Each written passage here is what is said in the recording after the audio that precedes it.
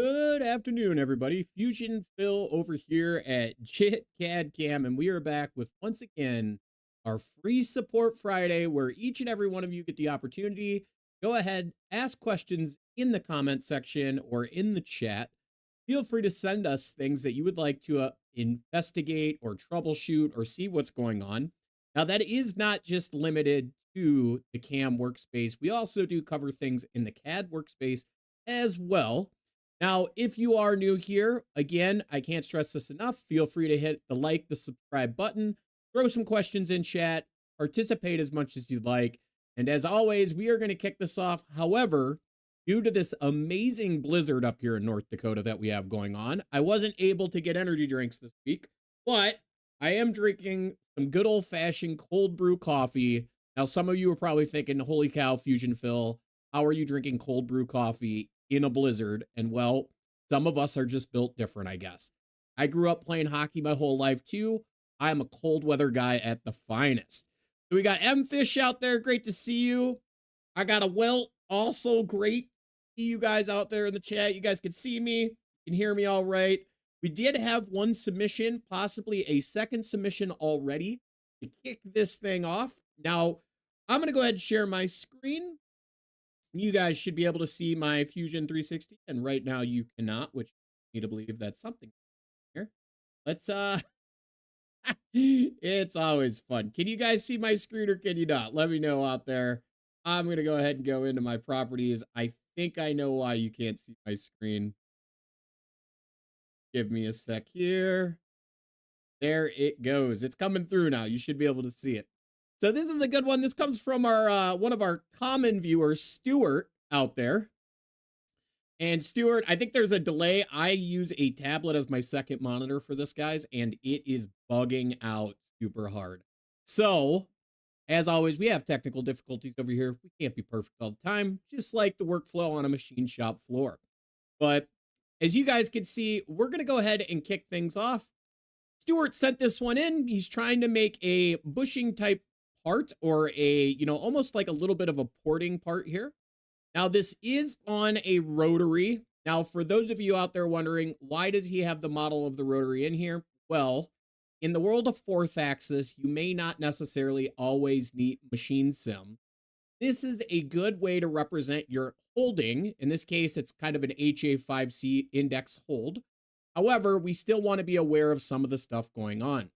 So if I jump back over to the manufacturer workspace, as you guys are going to see, if we evaluate his setup here real quick, a couple of things. He's got section view on also, but as you're going to notice is we have our part that we're working on, and then we do have a couple of the pieces of the fixture.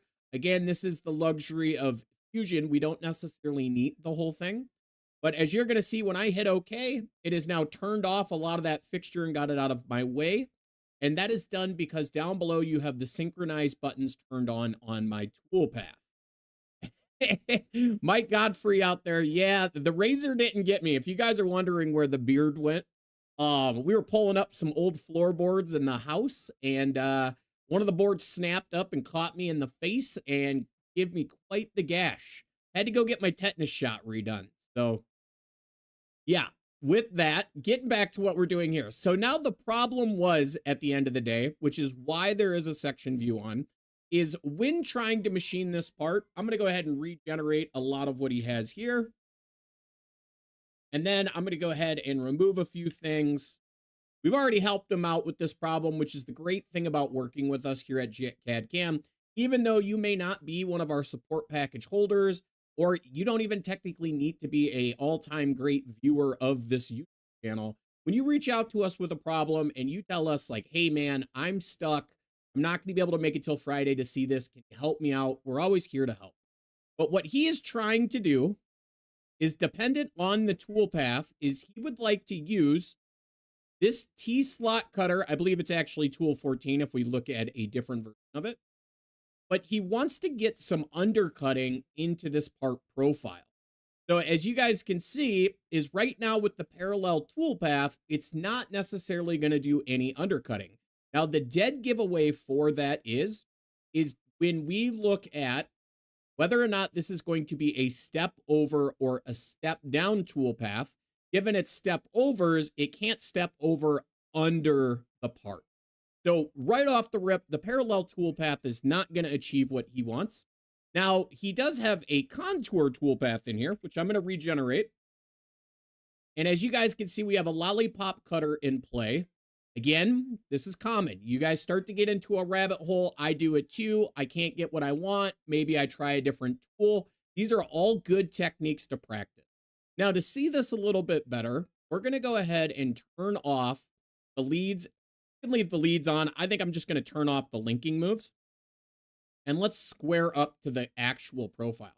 Now, we are coming down the wall. However, we're not actually getting very far into that undercut. If you notice, it is just a hair right here, and then it's stopping. So what that would lead me to believe is if I went in and I start to look at the geometry portion of what's going on, a few things that you could do right off the start is we start always, this is rule number 1, left to right, top to bottom. I am wise enough to know that the geometry is probably the case here, so that's why I've jumped ahead. It's also why I was explaining to you guys, sometimes it's easier to go grab a pre-built tool to see if something will work. But as you're going to see here, as we continue down our list, we have a lovely profile to keep our tool. Oh, excuse me. Woo! There we go. A lovely chain selection to keep our tool within a certain area. Now, that's not within that chain because we are using tool on center. That's great. Now, if we continue down a little bit further, what can happen, and this is where it's opposite when you kind of start to think inside profile versus outside profile.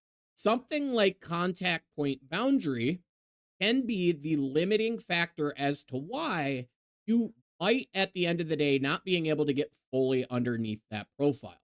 Now, I am getting an error message here, and that error message says failed to link from final pass. Now, this is going to be a little tricky to troubleshoot, but I'm going to give you guys my opinion on this. If we are talking about a final pass and we are dealing with step downs, what is happening is when we get far enough down on this profile, we are going to have to limit what's going to happen. Because again, that profile is going to follow these walls, and to get maybe a little bit more isometric, you'll notice that if I go into my heights tab and I actually pull my lower boundary up, again, final pass always means whatever your bottom height is set to, I can at least get a tool path on the part. So again, this is one of those things that as we go deeper in our part, we're going to get kind of a tornado profile bending to the left, and there's going to be a point where we just can't get out of that hole. So again, I'm going to go back to my heights tab one more time, pull this down maybe a little bit further. And at some point, again, you're going to see that profile is starting to reduce in its diameter. Again, that is what's going to limit what we have going on. Stuart out there in chat. Stuart, great for you to join us as always. But as you're seeing, and Stuart's already found out when he reached out to me in an emergency situation, toggling off contact point boundary and adjusting the height does make all the difference. But again, if we swap out to his tool 14, what you're going to notice is we're going to get back to square one, or I lucked out this time. We're not back to square one. But if I had that bottom height too far down again, we wouldn't be able to get our proper lead in, lead out to make this efficient and work properly. Now, Stuart did bring a few other things to the table, and he was asking me about is there's a lot of ways to set your boundaries on something like this. Again, Stuart, I don't think we ever really talked about your end goal here. Is this face over here on the left done yet? I'm assuming it's probably not the way you're holding this in a 5C holder. You plan to do that later, but just like that, pretty straightforward and pretty simple to be able to manipulate depending on the tool as well what's going on. So yep, Stuart's selling us out there. Next stop. So if we were to go in and now create a brand new setup here, Z-axis up, seeing how we do have a lovely flat on this part right here. I'm going to utilize picking my Z, and then I'm going to define my X based on that edge. That way I can hold it against a nice flat set of parallels, hopefully. Now from that, we have our model, and we're going to go ahead and hit our OK button. Now, one thing to keep in mind, depending on how you have your Fusion set, we do have our from proceeding turned on and continuous rest machining as well. So we can now continue on and do whatever it is that we need to do based on our different directions. If you guys look here, I am going to steal possibly his tool paths. As you're going to notice, I'm going to grab all three of these guys here, and I'm going to paste them down in my lower setup. So again, we're going to take all of these, we're going to regenerate these and see what we come up with. Now, it does look like I failed to point my Z-axis, or in his case, he actually has tool orientation turned on, and we wouldn't need that this time around. So let's go ahead and turn off tool orientation altogether. And from this, copied your tool path from this op. Awesome. So again, we're now working down inside of our part, but we are getting tool path is empty. Check our rest material here. And in this case, it's not a rest material issue, it's a boundary issue. So again, we turn off that setting, and now we're roughing down inside of that part to go ahead and do the same two things. No tool orientation, no boundary, and see what we get. Again, we're getting that same kind of profiling. He's roughing out with a half or like a flat end mill into a ball end mill to clean up that bottom area a little bit. And then once again, we're going to go ahead and turn off tool orientation. And we're going to have to define a different boundary at some point. We're going to go ahead and unselect and pick the top ring. And just like that, we should be now machining downwards. Now, once again, failed to link final pass. So if I go back in, I look at my heights tab, again, we're going to get to a point where we can't keep going to center. It's as if the tool path would collapse on itself. So this is where I'm going to bring my bottom height up a little bit. And as you can see, I'm now working back the opposite way. Now, I don't know how well this is going to work. I'm going to hit the lovely F8 key on my keyboard. And as you guys can see, based on utilizing the slot cutter in those two directions, I have anything and everything possible to get that done. So with that, this is the time for you guys have all the freedom in the world to ask questions or submit support tickets down below using the link. I'm going to go ahead and jump over and check the support area to make sure that none of you guys have set anything in yet. Not seeing anything. However, I am going to point out that without more interest and more comments and more things to be seen, we might have to call this one short. So again, I'm going to put it on you guys. I'm here for you. We do this to make sure that you guys have an outlet to get the answers you want and be able to talk to somebody that is considered an expert in this. I don't say that. A lot of you guys say I'm an expert in this. But once again, open to all of you. On the contour selection, tried to add the Haas mini mill. Okay, so there's two really good questions. Any hope that you might touch on contour selection? Sure, I got a well. Go ahead and give me a little bit more data on what it is that you want to see. In the meantime, I am going to help Stuart with getting his mini mill and the HA5C set up. So now I don't have Stuart's stuff. So for some of you out there, you're possibly going to see a different workflow. But what I need to do is I need to steal his HA5C system, which is why I'm exporting this. Again, I'm keeping it as a Fusion file. I don't need to export it to my computer. I'm going to keep it in the cloud because we're going to insert it on the machine and get it working. Stuart out there with the $5. Stuart, you have no idea. I stocked the fridge full of beer because of the blizzard coming through. I will appreciate that and drink that all day. So from that, we're going to need a couple more things, but you guys can now see I have my HA5C fourth axis rotary. Reminder to you all out there, we have a YouTube video on how to add a fourth to your machine. But let's go in. We're going to go to manufacture. I'm going to go to my machine library. And for the sake of this one, we're going to go ahead and go to the Fusion library. And we need a mini mill. I believe there is a Haas mini mill. Again, depending on what mini mill you have, mini mill 2. It's not going to make a difference what machine you pick. Of course, we need to make sure that these machines are already 3-axis machines, would make no sense to add a fourth axis to an already fourth axis machine. But let's go ahead and copy that machine. I am going to place it in this lovely Haas folder. And we're going to get my favorite thing, which is, A, you need to put the model somewhere. I recommend you guys store all of your machine models in the same location. Again, I'm going to keep this with Stuart's file. This is a little bit different workflow due to the application and use. So again, that's going to go ahead and download. Give her a few seconds here. I am not going to install the machine connector. I would highly recommend you guys put your machines on the network. You're going to love the way you can live connect and do all kinds of fun stuff with that. And you don't have to thumb drive your programs around or do my favorite move.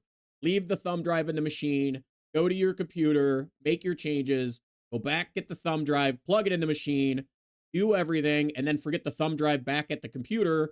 So you just, unless you're trying to get your steps in, guys, just Ethernet your machine, please. So now we have our Haas mini mill here. I'm going to go ahead and right click, and we're going to go straight to edit in machine builder. So as you're going to see, I now have my machine. And from that, I'm going to make some different changes here. I'm going to go back to the design side of things. I am going to bring in my rotary. Again, you guys are seeing I've now inserted my rotary in here. I'm going to get it up and away from the table a little bit because we'll make some changes. Now, this is up to you. I highly recommend this move if you guys are going to use Fusion, is go through your machine and please, at the end of the day, turn off anything that is the enclosure. You do not need the enclosure. Now, I will say there's a difference between static, enclosure, base, but as a whole, you guys can see is I can remove basically the visual pieces that I don't need. Again, chip auger, maybe the cabinet on the back of the machine. Again, all you're seeing me do to make this easy is picking the stuff on the machine and then finding where that body is in real time. If you have different P-cool options on your machine as well, this is a really good time to be able to turn off those P-cool options to, again, make this as similar to your machine as possible. So again, we have our different nozzles here. We'll get these turned off. Because we don't have a coolant ring. We're big spenders. We went with the programmable coolant and the through coolant system on a mini mill, right? So again, the idea is we've now limited what we're going to visually see at the end of the day when it comes to machine simulation. This will also help your machine run much smoother. If you're having difficulties running machine simulation, again, start to go through. I didn't do it on this file because they're pretty light, but you will have an option if you right click to remove items from your tree. Now, these items are only removable again if you turn on your parametric modeling. As you guys have seen, I've just turned on parametric modeling. If I go ahead and right click, we have what's called the remove command. This will pull it completely out of your file at the end of the day. So I'm going to pause here for a second. So we do have Stuart. I need the kinematics as my feed is all screwed up. Stuart, we'll dive into that here in a minute. Ogden, I will get to your file after we're done with this. I promise we'll wrap this up pretty quick here. So I do love the way these are organized. Again, usually I break down my machine based on the axes. And of course, I am going to break the link now between my rotary and where it was located, because now that it lives and breathes in this document, it's going to make my life much easier. First thing I'm going to do is rigid group the entire rotary together. This just means if I try to move it around, as you guys can see, it simply will move as a whole versus individual items. So the second thing I'm going to do is I'm going to go ahead and do a joint. Now, there's a lot of different ways you could do this. I'm going to go off the screw hole. And just like that, I'm going to place it basically on one of the points on my table. Now, you could be much more exact with this. I'm just eyeballing it for the most part. Again, as you guys may or may not know in your shop, this is going to get relocated. We just need to get it close to where it is. So just like that, we've now placed the rotary on the table. We have our machine, and we can go and switch back to Machine Builder. Because we stole a pre-built machine, we don't need to define an entire new machine definition. We need to go to kinematics, and we need to place our A-axis on top of our X-axis, right? So again, the kinematics tree is very important that you get the head, you get the table in the right position, as well as the A-axis.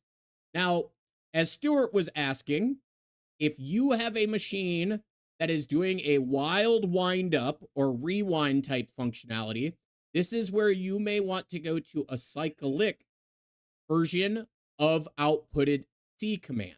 Again, another thing that I'll point out here, guys, is if you go to multi-axis, you have what's called the retract and reconfigure, which eliminates the rewind problem. Now, we're not going to have that necessarily in this case. Again, that's only something that takes effect when you're dealing with a rotary toolpath that's using more than 360 degrees. Some machines want to rewind or wind up the CNC before it goes and does your tool. But we've added the kinematics. We can jump over to set up the machine model. As you guys are going to see, because we've started messing with our design tree, we lost quite a few different things in our system. So we're going to go ahead and just redefine all of these. Tool goes in the spindle. Part is no longer on the table. It's going to go in my rotary. Moving on a little bit further, you have your static parts, which is everything as a whole. Now, this is, again, we can change this up or we can leave this because visually we turned off those bodies. So let's go through and pick our other axes.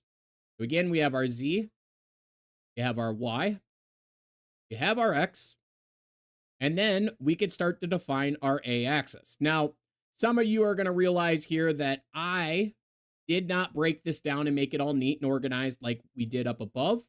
This is where you're going to have a lot of fun if you didn't.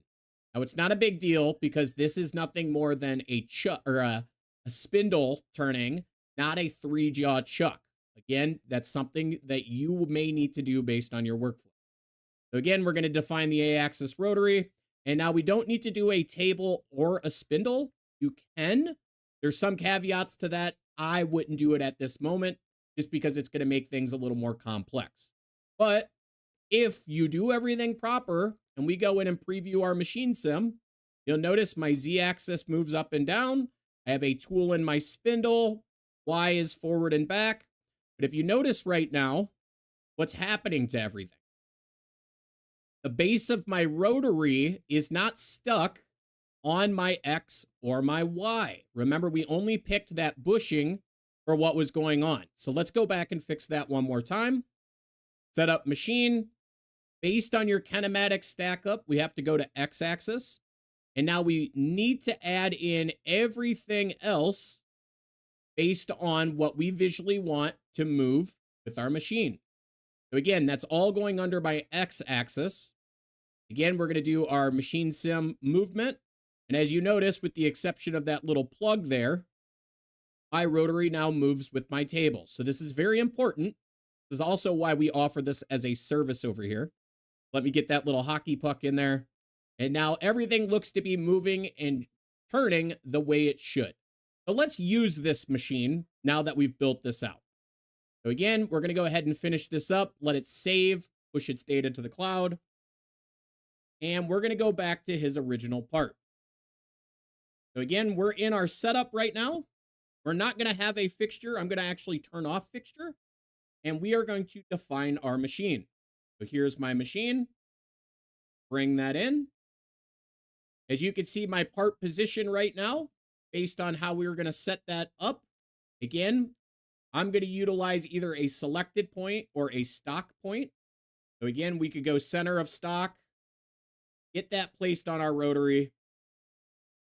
And now anything that we're going to do in our tool paths or simulate, you're going to see that that is going to all update in real time and show us a true machine simulation. Hopefully, Stuart out there figured out what he did wrong. Not a huge deal, but let's go ahead and get some stuff turned on. We need to figure out where my machine is. Obviously, there's no machine when you do a standard simulation. You need to simulate with machine.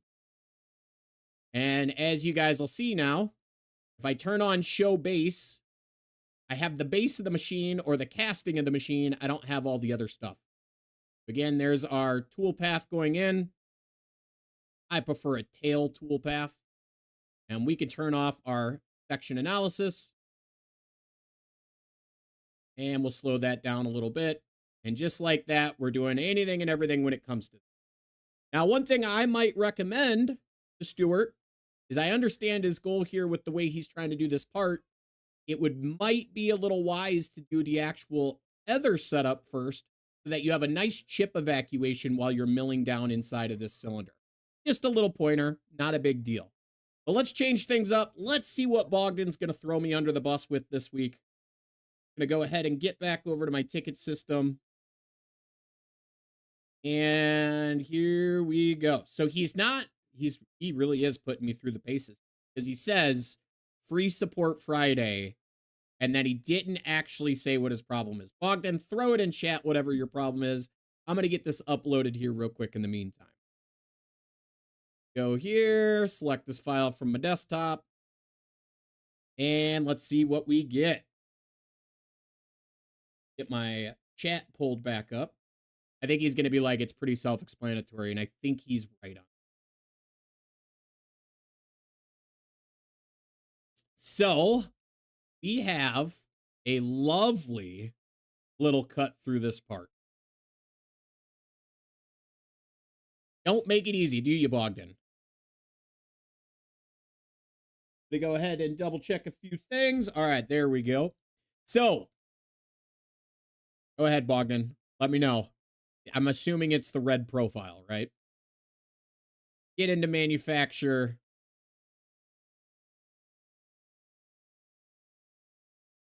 Awesome. With a thread mill on a mill turn lathe with a B-axis head. Awesome. So we're going to go ahead and do our setup here. We're not going to create an NC format. We're going to do our setup. Now, this is going on a lathe. So we're going to do our turning. Again, I'm going to keep it very simple at first. So we're going to do, I think I have a template still for 2-axis lathe.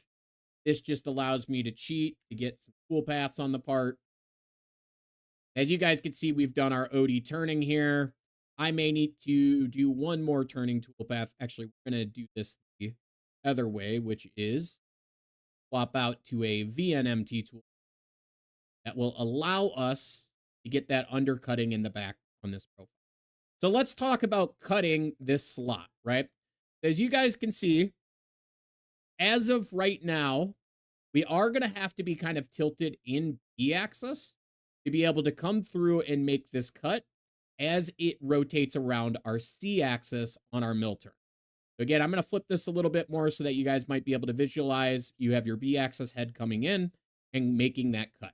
So the first thing I might look at the end of the day, and it's probably not going to work, would be to think about utilizing something like 2D contour. Again, he's using either a T-slot cutter or a thread mill. Let's see what we have in our library. Milling. Give me one sec here. Sometimes you can get away with some fun stuff. You guys are going to learn. So here is a half 13. We're going to wrap a toolpath around a cylinder. And then lastly, I need to define what is that contour going to be. Let's get that lower chain. Holding the Alt key for those of you guys out there so that I can pick one segment, and then I clicked it a second time to open my chain window without having to mess with the right. And as you're going to see, this is going to give us the warning that we can't use a thread mill to do this. So we need to go back and we need to look at a different tool that's going to allow us to give a nice point on the edge to follow. Now, there's a lot of different tools to pick from. A chamfer mill, if you guys didn't know, if you decrease the shaft diameter, you're going to notice that I now get that profile. However, again, this is one of those things that gets a little tricky, is our point of interest. We need to know or understand how deep that tool is going to have to be compensated. So if we have a diameter of 250, an angle of 45, we are going to have to lower that tool by 1/4 of an inch once we get a tool path. So again, chamfer mill. Chamfer mill actually went down and around, which is looking pretty good.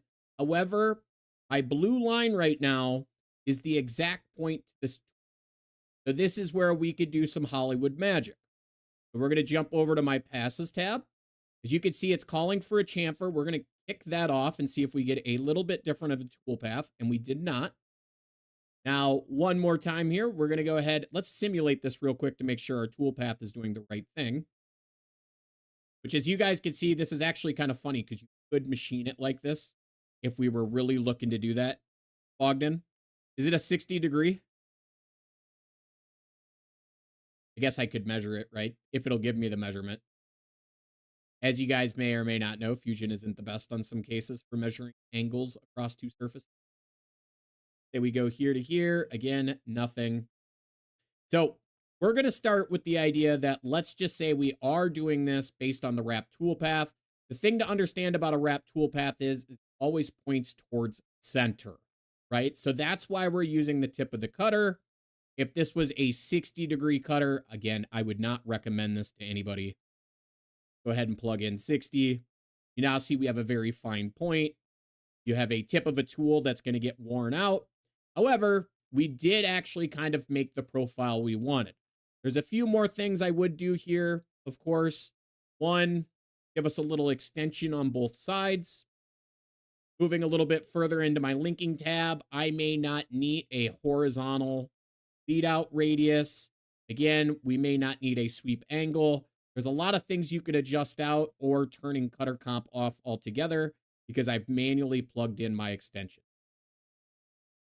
So we got Elijah out there.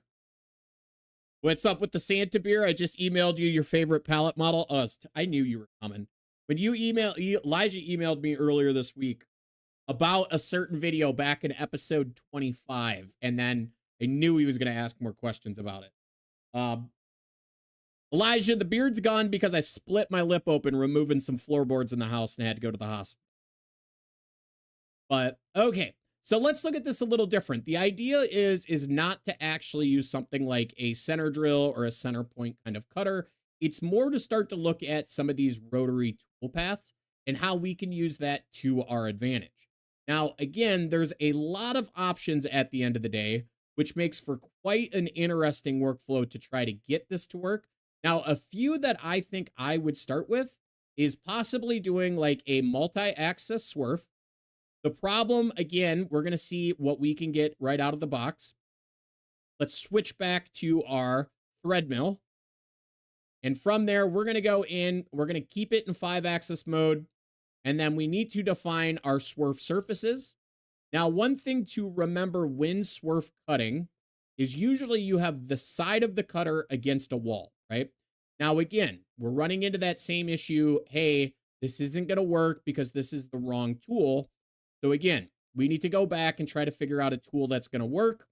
As you guys may have guessed or think about this, I'm going to go in and utilize something like the engrave tool. There's also dovetail mills. What we're really looking for is to just get a tool path to start. Now, one thing I would say is it might be easiest to start with a flat end mill so that we could at least get a tool path on the part. So again, picking that flat end mill, let's just see if we can get this to wrap around the part we would like it to do. As you guys are seeing, we are not. Generated toolpath is empty. Always a fun error. So let's see what's causing that to be an empty toolpath. Again, we have our model versus our swerf. I think what's happening in this use case is we can't get that tool down inside of that profile, right? So again, we're dealing with what would be referred to as that tool is hitting the model and angering the system. So we may have to, again, start to play around with a couple of different options. Now, this is where I would start to go back to design, maybe starting off right off the rip of doing what's called an offset surface. And what that offset surface is going to allow me to do is build a skin that I can manipulate. So again, here's that surface we're working on. Maybe we extend the upper edge of this a little bit. And that would be what we are going to follow when trying to machine that actual profile. So again, now that we've made that a little bit bigger, we go back to manufacture. I go back to my swerf toolpath. We're going to use model for you guys out there wondering. Again, we're going to go ahead and define that as our surfaces for machining and just trying to get a toolpath on our part. As you're seeing, we've gotten a little bit of a toolpath. So we've slowly gotten there. And the problem with that right now is this surface is kind of ugly. And we need to worry about the linking of the upper and lower rails now. So again, back to geometry. I want to use guide curves. I need an upper curve. So now I'm going to override automatic features to make it so that I have basically my start and end, or as I like to always think about this, is my railroad tracks, right? So these are the railroad tracks themselves versus your actual, I'm thinking backwards, the rails versus, your cross segments in here.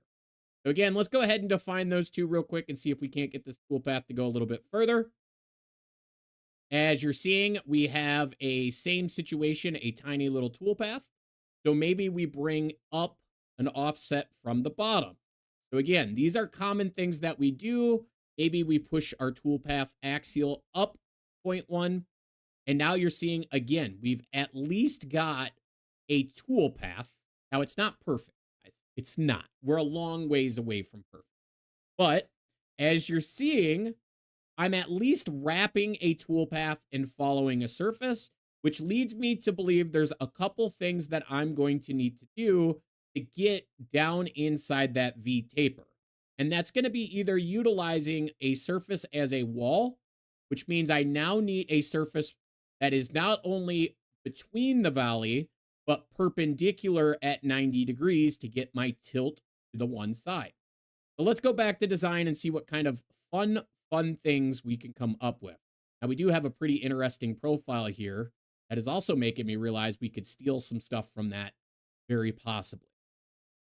So let's get that surface out of the way. We're going to go ahead and delete it since we no longer need it. And again, this is just the fun of being on my side of things, where we could try to extend. And in this case, I don't think it's going to give it to me because, as you notice, is I can't pick anything on this model until I have a surface to work with in the first place. Here's where you get all the pro tips out there. I'm duplicating the original. And then what I'm going to do is I'm going to strip away some of this stuff that I don't need.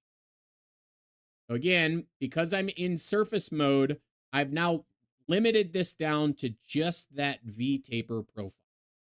So again, we could try to do some extension type moves. In this case, we can't because we need to get between these two. So let's see what other tools we currently have. So again, you have things like a ruled surface. Again, depending on the seam or different places you pick, you can get a different outcome all over again. Now, what you're noticing is my ruled surface is normal to. We could do things like go tangent. Again, this is extending in and out following our profile. We could also base this off a direction. So again, if you know your tilt direction and you start to do your tangential extend in and out, in this case, this is not the right direction. Should be able to get this here somewhere. As you're seeing, it's not creating anything based on that profile edge. So this is one of those tricky ones because I need to find, again, a way to basically split this body or this profile based on that actual edge to get that location. Now, we did talk about this. There is a time and place where utilizing something like the rolled surface is going to be very valuable because once we get that center line, I want to show this to you guys. It might be easier to see here at the backside, but this surface is coming off that wall right now at a perfect 90 degrees, right? So again, this is just the fun of trying to get things to line up. Now, I am now using angular control to try to split them based on what I know. You could also go in and type in our -45, and that should now be center of our profile. Actually, no, our angles are off. I'm thinking wrong. So actually what we need to be is either 30 or 60, right? Maybe neither. Maybe I am typing in the wrong numbers over and over. There we go. So again, that ruled surface at 60 is in between to get that first profile. And now I could do another ruled surface if I wanted. Inner edge. So we're going to turn chaining off and pull up on that one because, oh, hold on. We got to go back and fix that. This guy should be still at 0, which gives us a perfect 90. Now, some of you are probably super lost deep in the weeds. Normally, we don't go this deep with stuff on this show. But last couple of things we're going to do is we're now going to remove our original surfaces so that we don't have to worry about them. But if I look back into the manufacturing side of things, get our part kicked back on, get that surface turned on, it's going to be tricky to see. This is the wall I now want my tool to follow. It is hidden inside of my model. For demonstration purposes, I just wanted to get it so you guys could see that. So that's why I'm turning off my model now, and I am going to keep the V on that we know where it's going. But if we go back to that swerve toolpaths, we're going to go ahead and do a couple of things here. One, our surface selection is here. And then that surface selection itself, we're going to turn off guide curves, and we're not going to use the setup model. Again, our goal is to get a toolpath to follow what we need. So in that case, I failed to reselect those surfaces. We've done a lot of changes, but what I'm looking for, as you're starting to see now, is to get the side of the end mill to wrap around at the difference between those two surfaces. So what I'm doing also is turning off my axial path. And now, as you guys can see, we are machining that surface.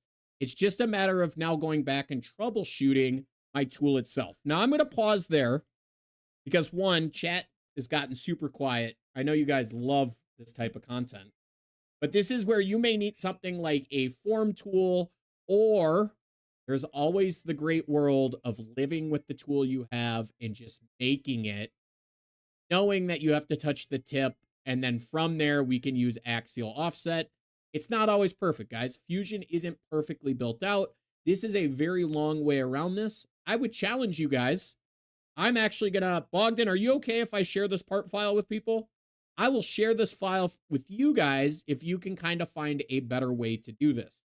So again, if I go back in and try to play around with my tool now, there's a lot of different options in the tool space that you might be able to get it to do it. Thread mill was not one of them. Again, if I went back and thought about a T-slot cutter, now a T-slot cutter doesn't actually give you any tapers on the outside. So that's where a form mill might be your best type of situation. But I'm going to grab the T-slot cutter. Again, it's not going to allow that T-slot cutter to do it. So it's just a matter of troubleshooting. It's just a mock-up. Well, Bogdan, I have to ask for credibility. Am I starting to point you in a direction that you didn't think would actually work? So again, for anybody out there, I'm going to go ahead and grab this link here for you. Thanks to the compliments of Bogdan, he is going to allow you guys to get access to this file, and you'll have to let us know. Is there a better way than me doing a million ruled surfaces to get there? And if you were, at the end of the day, I just want you guys to know, if you were using a thread mill to do this, you would need to know the math to still do. Basically, your tool diameter needs to be the diameter of the thread mill. And then from that, I would use axial offset to lower my tool whatever distance I needed to get my point on center of that profile. Awesome. We got, is that Phil MC out there in Australia? That's great. Great to have you here, Phil. Again, we've done some pretty crazy 5-axis kind of moves here. Now, again, Bogdan, feel free to reach out to us as well. I think we have you in the support system. Let me know if this is going to work for you. For other people out there, we're going to shift gears and probably question why EJ is sending us, yet again, another great time talking about pallets. All right. All right, I got your question here. Oh, yeah. Is this the same one that we worked with last time? Give me one sec here, guys. We're going to go ahead. I'm going to have to do this a different way. the fun of, for some reason, my Fusion doesn't want to open things from the web viewer. It hasn't for a while. Now it might today. But in the meantime, I'm going to get that downloaded and take a look at it. And if you're talking in chat right now, I can't see it. Just forewarning, guys. But this is a good time for me to say, if you guys like what you see today, or you're enjoying this, one, likes, subscribes, sharing our content to people out there on YouTube that need it, always great. You'd also buy us a beer, buy us a steak, buy us a lobster, as you're seeing some of these other people are doing. They're doing it via the chat system. You could also do it via our website with the link down below. But let me remember what I was doing. Now, somebody did ask me to do this. Now, I didn't want to do this, guys. This is not my doing. Somebody said that if I turned on subscriptions to our channel, they would sign up for a subscription. Again, I made it $5. It was the minimum amount. Just know, for every subscription you guys are buying, I will buy beer and drink it. But let me get this all set up. So I think I got everything downloaded now. Again, let's get chat pulled up. Guys, you don't need to look at OBS. Logged in with the big 50. Love to see it. So we're going to go ahead and play this smart.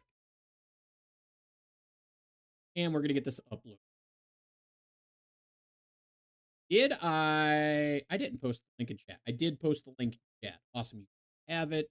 Let's get this uploaded. Now I'm very curious, because if I was to make, we're going to test something here real quick while we wait. I am going to make a form tool here. See if I can swerve the form tool. So if any of you guys were wondering how to make a form tool, in real time. I am using some constraints here, like perpendicular, to get this square. And then we will have some dimensions here. This will be, what is that? 180 minus 30. This would then be, oh, good old perpendicular constraint down there getting me. This would then be 60. And then lastly, we could actually go horizontal. Give us a dimension center. Let's say 250, so it comes out to ½ inch. 1 inch length, not 10. Oh, wow. You guys get a tool like this 1 inch long and you can get it to run nice. I want to hear about it. And what are we still missing? Missing a thickness down. There we go. I think we're set. We're going to go ahead and jump over to the manufacturer workspace. Now, this is good. I'm actually happy to not see the screen. Of course you can't, because I didn't share my screen. You guys see my screen now? You guys just heard me talk shit to myself the whole time. But I got my profile. It's got to be a complete single loop profile. You guys are wondering what I was talking about and doing. Let me get back here real quick. So I dimensioned this out so that I basically created what would be like a thread mill or a T-slot cutter with point. Now, when I go into manufacture, this is the more important part about this, is tool library. Nope. Manage form mill. So what it's asking me for is a profile. This has to be one complete loop around your part, right? One complete contour. You can't have rectangles stacked on top of each other. The next thing I need is my center of rotation. And then lastly, what I'm going to do is I'm going to go down where it says compensation point. Now, a lot of people confuse this. This is the location on the tool, drive the tool path. Okay. So if I pick this point out in space right here, this is going to be the contour on the part I need to pick. The bottom of the valley in this case. Now, keep in mind, I always do this backwards. It seems like sometimes you have to flip your axes. Just know that that's there too. But now that I've created my form mill, if I go into my Fusion library and I look at my form mill, I now have a red point versus a black point. Black point is center of the tool where your G code is going to calculate when you post. Red point is where the contour selection is going to happen. I should show this on a Picatinny rail. I think you guys would be tickled pink about how it happens. Be tickled pink. Let's go back over. So again, if we can use a form mill, we're about to find out. But let's go back over to that untitled document. Let's grab our form tool.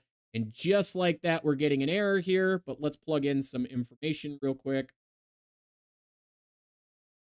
And as you're going to see, you cannot use a form tool with a swerve path. So it does suck at the end of the day. But I wanted to show you guys that this was basically all the work that I was leading up to, that you can't always get the perfect outcome in Fusion. The ruled surfaces here are working wonders to our advantage. It also is the fact that I would probably just lie, like I said before. Now, I can use this to get my math at the end of the day. What is that distance from here to here? And now, as you're going to see, is I would need to give this tool a 0.05 axial offset. And the model just isn't going to match. That's all there is to it. I think that's the easiest way at the end of the day. But let's get EJ's giant questionable monstrosity pulled up here. And what he wanted to do, I think he's going to hate me when I tell him this, because we're going to probably have to tear this whole thing apart and start fresh. So, first and foremost, what he wants to do is he wants to control, if I remember, we get it pulled up here. It is take it out. Rest machining in a place of the models in the palette, but wants the origin on the board hole of each palette. So we're gonna do some investigating here real quick. Let's get the machine table turned off. Don't need that. We're gonna get these. Okay. So is there a hole in particular on each one of these you're saying you're going to want to reference, EJ, or am I thinking? Or are you going off? You're not going off the holes on. Okay. Are you considering each one of these items as a palette or not? I guess that's my question at the end of the day.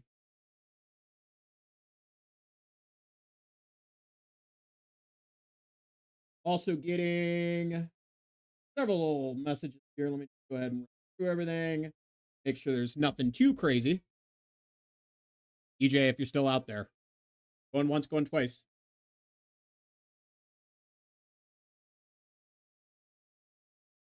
But also be questioning. Oh, I see what he's got. Okay. So, give him a few more minutes here. I have a feeling, and this is what's going to hurt him. So the part he is looking to do, oh man, inch, palette, blank 1, blank 2, blank 3, beautiful, mighty bite. Window hinge, I'm assuming this is original. Let's get that turned off. Component, another component, yeah, okay. We'll give him 1 sec. EJ, if you're still out there, let us know. I'm not necessarily going to get to show you guys continuous rest machining on here, but I am going to show this in a little different fashion for you guys. What I'm going to do is I'm actually going to take one of these guys and we're going to export it.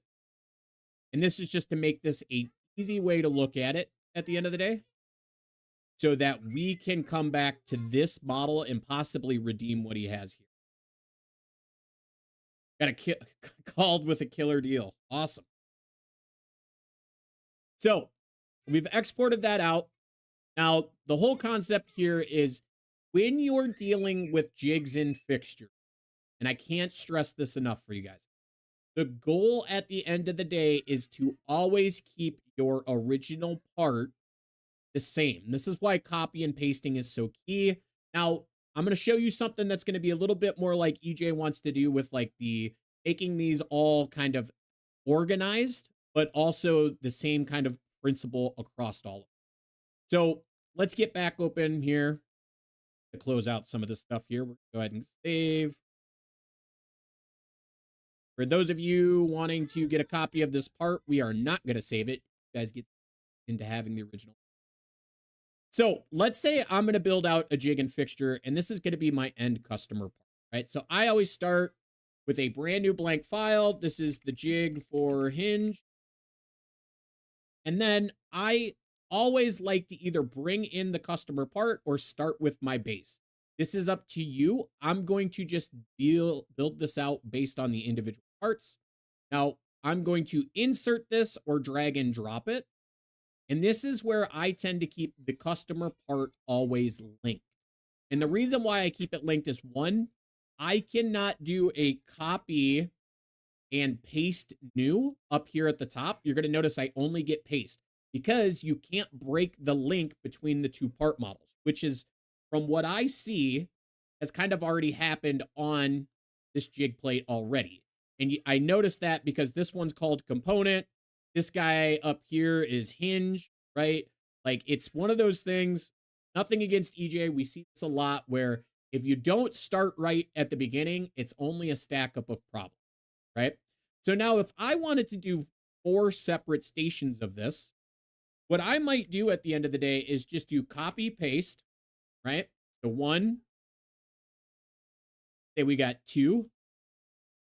Actually, I think you went 360 degrees, didn't you? It won't matter. We'll make it work one way or another from the path, right? So boom, boom. And let's say we now have 4, which we're going to lay 4 now down flat.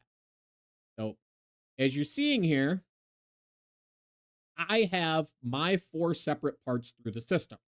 Now, you could always take all 4 of these again and copy and then paste and then shift them over, whatever you're going to do. Now, the location of these is not big. That's not a big deal. That's why I'm pointing this out to you guys, is I am trying to recreate what he has, but make it simple enough that you guys can see why continuous rest machining would work and things of that nature. Now, if we take this one level deeper and we want to talk about organizing a little bit more, this is where I would go in and maybe make a component.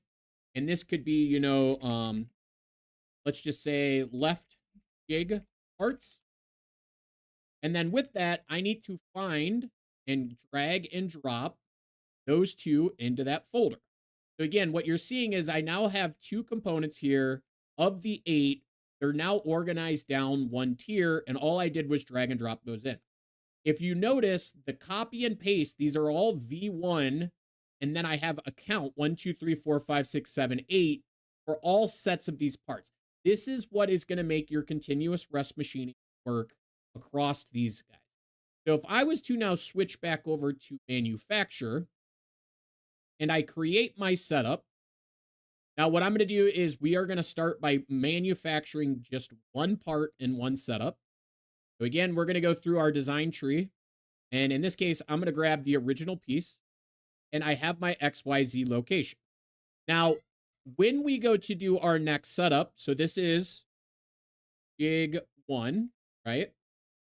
We go to our next setup.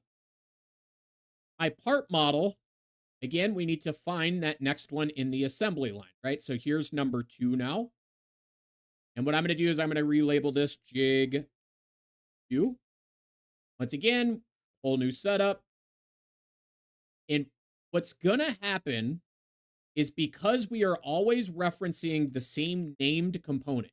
Now, there's duplicate components here, but the name itself is the key element that you guys will see.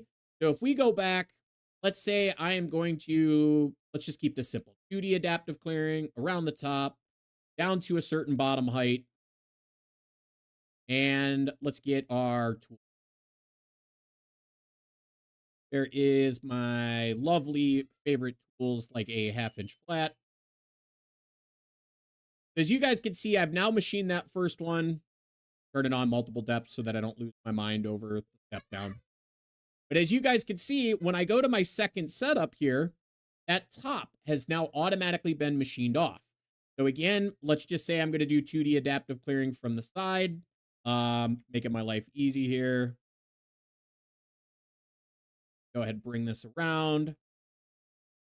And again, let's just take that a little bit.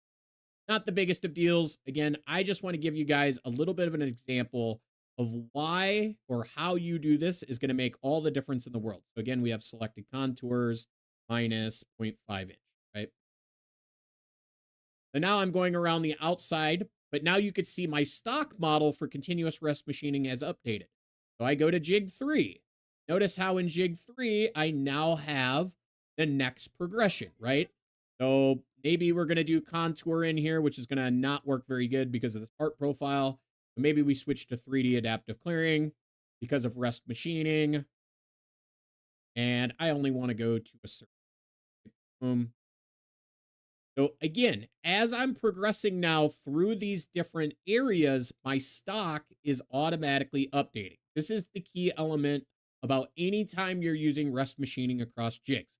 But let's go back to like EJ1. So we're going to go back to our design.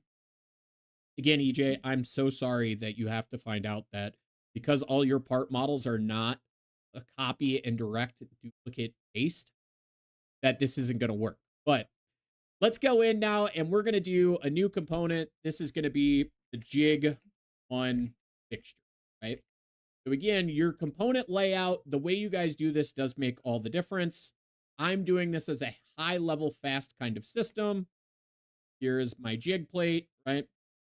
And then actually we're going to go ahead and extrude that up.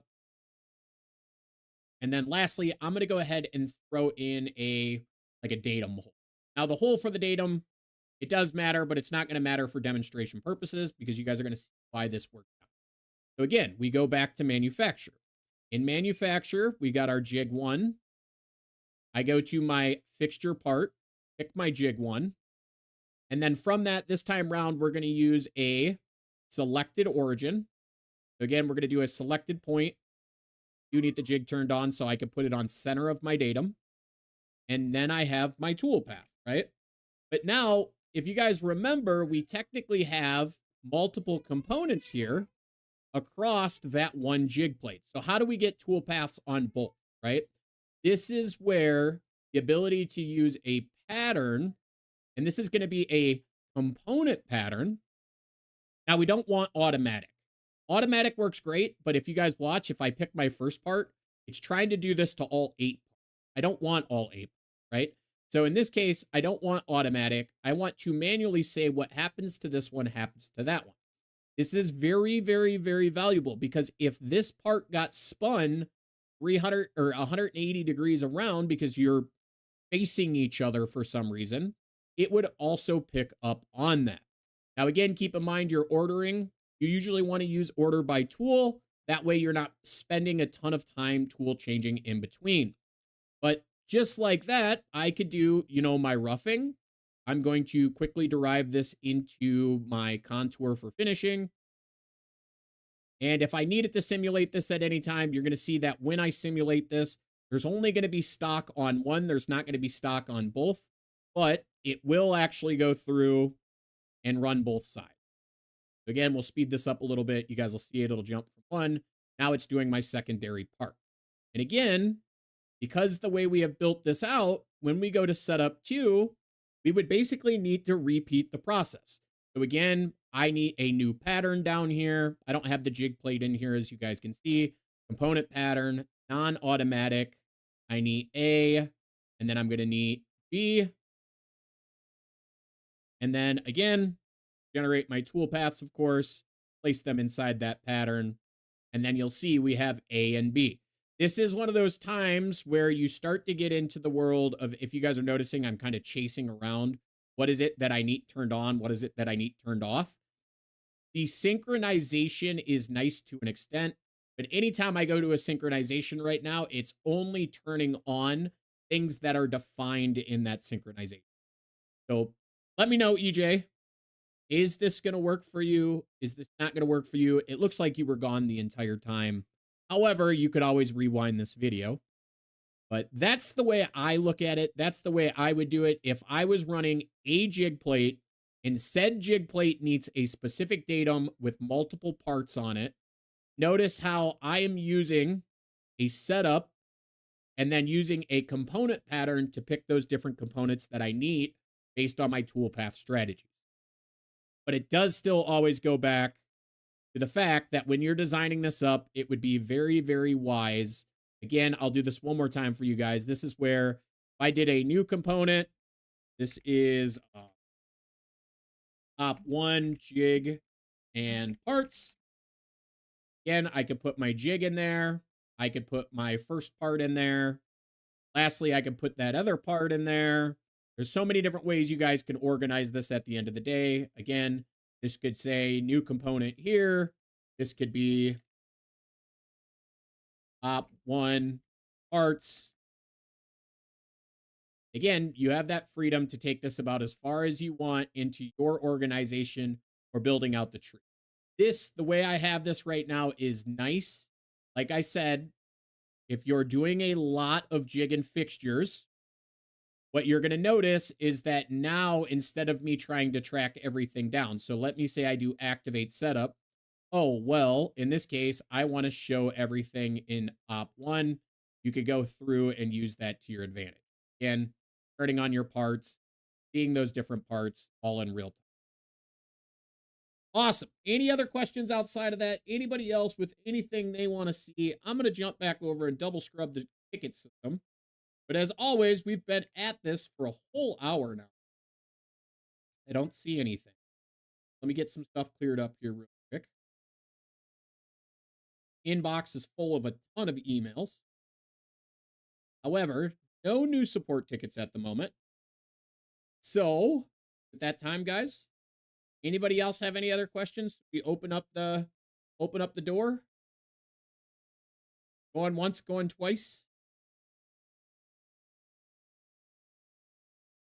Hold on here. Nope, that was me. All right.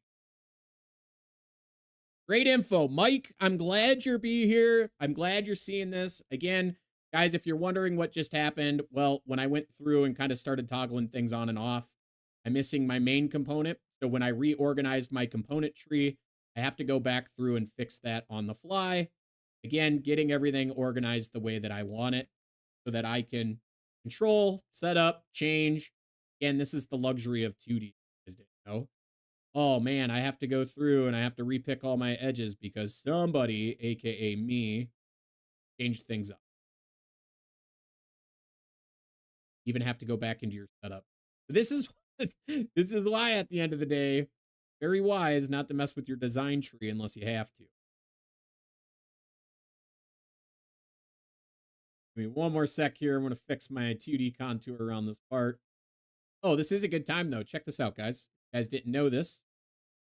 I could tie my finish back to the pocket selection from my other toolpath. So again, don't necessarily at the end of the day have to repick chains a million times. You can tie your toolpath chains together.